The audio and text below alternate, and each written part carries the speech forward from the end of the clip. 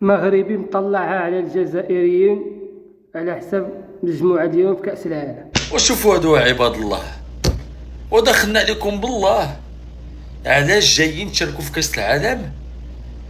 الا ما كنتوش باغيين تلعبوا وتقاتلوا وتربحوا الماتشات بشرف وبكرامه. وشو عباد الله كيفاش بغيو يتاهلوا هادو؟ شوف قالك المنتخب الجزائري تاهل مباشره للدور 32 في هاد الحالات هادو. سمعوا، قال لك الا تعادلات ولا خسرت الاكوادور مع المانيا، قالك خسرت ايران من مصر، خسرت اوروغواي من اسبانيا، تعادل ولا خسرت الكونغو الديمقراطيه من اوزباكستان، تعادل ولا خسرت السنغال من العراق. قالك في حال تحقق 3 من هاد الشروط الجزائر غتأهل نيشان.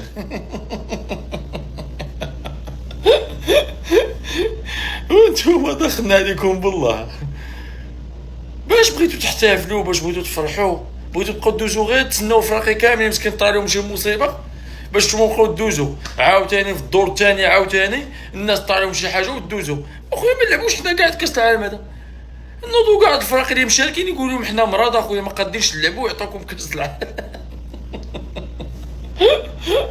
والله الا جايين يشاركوا وطالبين استعطاف في اي حاجه. لا يا عباد الله، نتوما لعبوا ولا رجعوا نيشان.